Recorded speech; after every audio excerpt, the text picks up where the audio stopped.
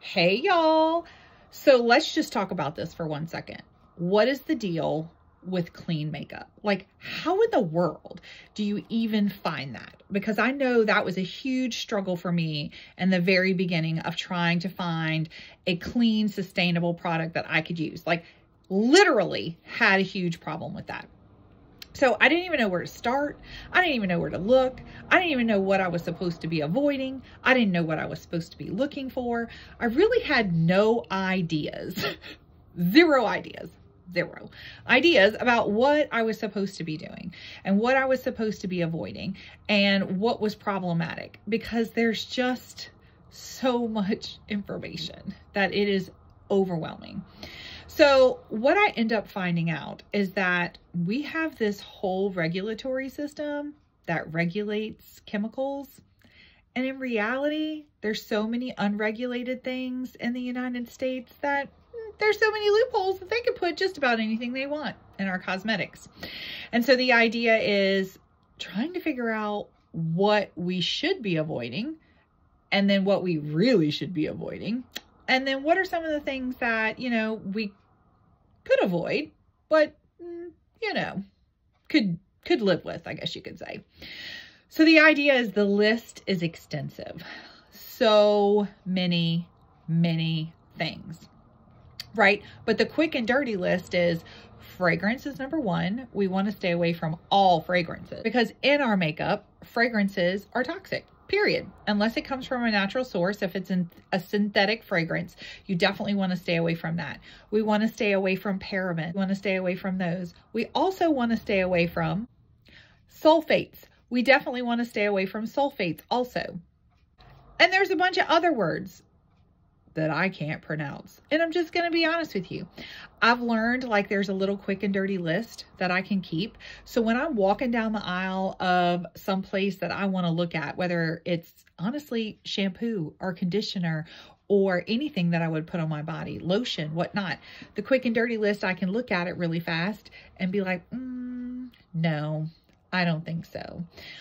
There's also an app that you can download on your phone. It used to be called Think Dirty, but it's not anymore. It was bought by Procter & Gamble years ago, and it's now something different.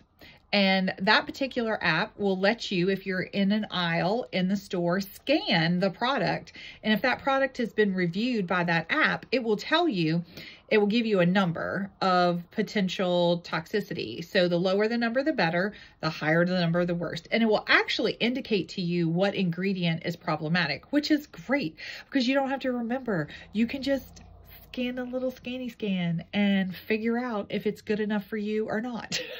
And generally the rule is, and it'll tell you under a certain number, I believe it's 3, under a certain number is good. Over a certain number is not. So you want to kind of determine, and that's where you can determine if some of those things you can live with or some you cannot.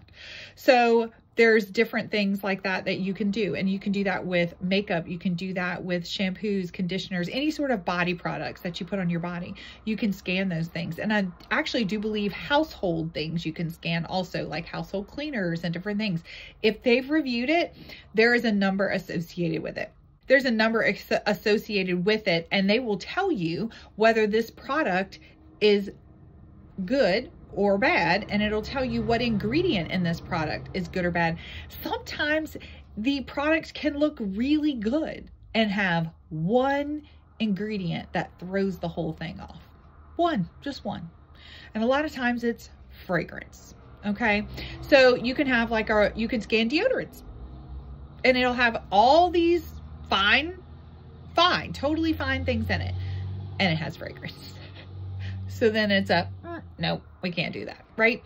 So there's lots more information, lots more things listed on my blog, in this particular blog, about chemicals to avoid. Actually, we offer in the blog also, we offer a checklist that you can download and you can get for yourself for free. And it'll actually give you a list that you can shove in your purse or take a picture of or save it on your phone. So that way, when you're walking down the aisles, you have a guide of the top 30 products that you should avoid. Are there more? Absolutely. Is it an exhaustive list? Absolutely not. But it will give you the top 30 chemicals that you should avoid. And then I'm going to tell you what that app is in the caption that you can download and save it to your phone. Y'all have a good day, y'all. So don't forget to like and subscribe for more great, wonderful tips. See you next time.